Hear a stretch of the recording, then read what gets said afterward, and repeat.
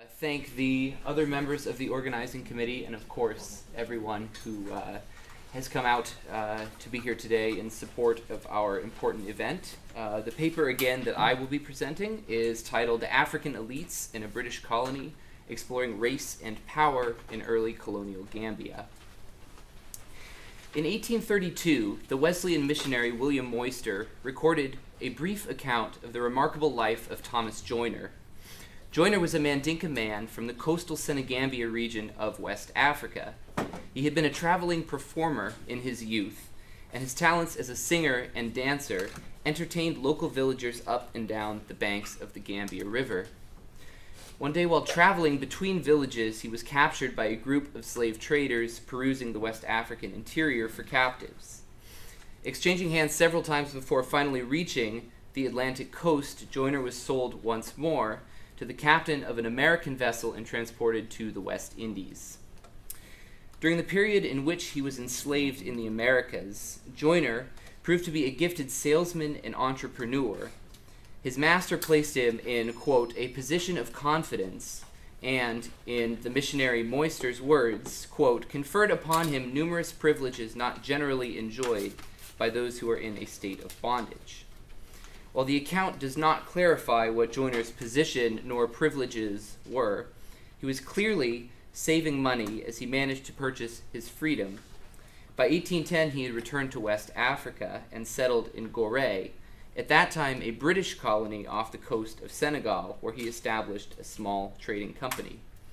At the conclusion of the Napoleonic Wars, Britain ceded Gorée back to France, and a number of British and British-affiliated merchant settlers moved elsewhere.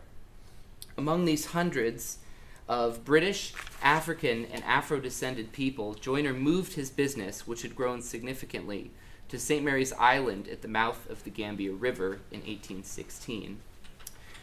While Joyner's endurance of the brutalities of West Indian slavery and his self-manumission are highly remarkable, it is his career as a wealthy trader and elite community leader in the Gambia that provides the best opportunities to examine and illuminate his agency, power, and historical significance within colonial Africa, where issues of race and power are perpetually front and center.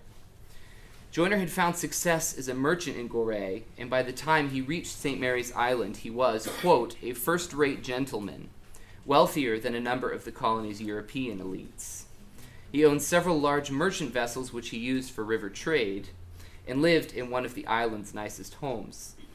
The Gambian historian Florence Mahoney describes Joyner as, quote, a true symbol of successful commercial enterprise in the Gambia settlement who had amassed considerable wealth. Within the St. Mary's Island settlement, wealth and power went hand in hand, and a wealthy African man, as Joyner was, could, in this instance, transcend the racial hierarchies on which European colonies in Africa were frequently built. Further, as a man of nearby Gambia River origins, he spoke local languages, and British officials relied on him to provide important information regarding the culture and politics of surrounding native populations. The reconstruction of Joyner's life and career at St. Mary's Island allows us to examine the various ways in which he personally contributed to the settlement.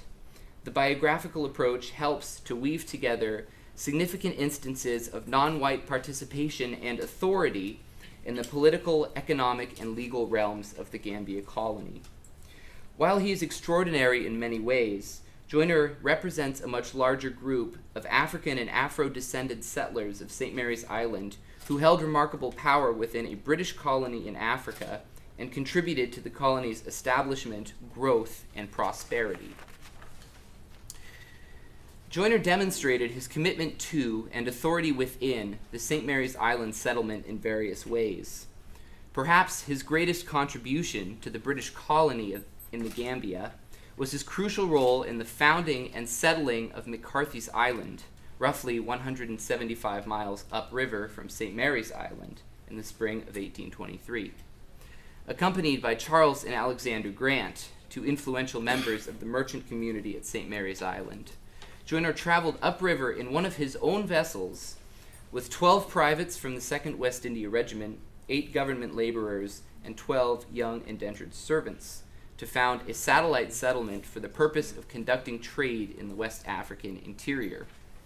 After acquiring the land from the king of Kadabar, the party, co-headed by Joyner and ultimately numbering 82 people, commenced the construction of a mud fort on the island, which would be named Fort George. Grant and Joyner commented on the fertile soil of the newly founded McCarthy's Island, believing that they had founded the ideal settlement for military protection and commercial production. Joyner's participation in this expedition reflects his importance to the Gambia colony. He provided the vessel that transported the party upriver, as well as some of the laborers that accompanied him. Additionally, as a Mandinka man with Gambia River origins, his knowledge of local languages would have made him an extraordinarily valuable participant in an expedition nearly 200 miles up the Gambia River into the West African interior. McCarthy's Island ultimately became a crucial fort for military protection, an important outpost of trade, and home to hundreds of merchants and farmers. In this instance, Joyner asserted his position of power and prestige within the colony, heading a mission of colonial expansion to improve his own commercial prospects and those of other members of the Gambia elite. As a leader of this expedition, he used his own resources and unique skills to improve the political and economic situation of the Gambia colony by opening up promising new avenues of commerce. It is important to recognize that Joyner himself stood much to gain from his efforts at McCarthy's Island. As a commercial post, it expanded trade, and as a military post, it protected trade. As one of the most active traders on the Gambia River, Joyner was to benefit significantly from the establishment of this outpost. Thus, while it may be argued that Joyner simply contributed to Britain's imperial growth in West Africa, he also used his authority within the Gambia settlement to make the colony a more favorable place for his specific economic needs. Beyond his role in the geographical expansion of the colony, Joyner was arguably the single wealthiest man at St. Mary's Island. An examination of his indentured labor force, in comparison with that of other Gambia elites, provides an opportunity to measure Joyner's wealth, production, and status. Much of the Gambia colony's labor force was made up of liberated Africans, former slaves that the British Navy liberated from captured illegal slave ships in an effort to suppress the transatlantic slave trade. But this was liberation in name only, as British officials forced the tens of thousands of people that they unchained and disembarked from slave ships into periods of indenture of 7 to 14 years, and legally termed these individuals liberated Africans. Thus, here we must acknowledge that the elites of the Gambia settlement relied upon various forms of coerced labor to accrue fortunes and assert their high social statuses. Slavery and indentured laborer at St. Mary's Island served to clarify the deeply ingrained social divisions between the powerful and powerless based on race. But Joyner and many other African and Afro-descended entrepreneurs and business owners that he represents demonstrate that there was sufficient room for wealthy non-whites to transcend these racial divisions and exercise significant and effective authority and control over the colony. The Gambia registers of liberated Africans allow us to quantify the indentured labor forces of Joyner and many of the colony's wealthy merchants. These valuable sources also tell us, vaguely, what types of labor these apprentices did, which in turn helps us to understand the type of business that an African entrepreneur such as Thomas Joyner was running. Joyner had accrued a massive indentured labor force of at least 93 liberated African apprentices by mid-1835. The Gambia registers list these indentured laborers as blacksmiths, seamen, servants, carpenters, and generically laborers. When the size and diversity of Joyner's labor force is compared to those of other Gambia merchants, Joyner's wealth, power, and status among the colony's elites becomes apparent. His army of apprentices made up a labor force which nearly doubled that of the wealthy Englishman, William Foster, whose 52 apprentices made for the second largest group serving indentures under a single member of the Gambia elite. The task of quantifying laborers and labor forces is highly useful for determining where the colony's wealth and, in turn, power lay, and Joyner's name fills the pages of the documents which allow us to draw these conclusions. Most significant among Joyner's labor force were the seamen. Joyner was virtually the only person in the Gambia whose apprentices were listed as such. This striking detail is likely a testament to the sheer volume of his river trade. His brig, the General Turner, was the largest on the Gambia River, transporting masses of goods from the interior to the Atlantic coast and back, and it was even equipped to make short ocean voyages as it visited Sierra Leone on multiple occasions. It was thanks in large part to Joyner's lucrative business that in 1824, he and other Gambia merchant elites could declare their settlement, quote, the most valuable to the mother country on the west coast of Africa, end quote, arguing that it had quickly eclipsed the much larger colony of Freetown, Sierra Leone. They claimed that it had achieved a degree of importance unimaginable upon its original settlement 8 years prior, and praised their colony at St. Mary's Island for its valuable imports and exports. This bold assertion evidences the extraordinary accomplishments of Joyner and others in turning a small settlement into a financially sound colony.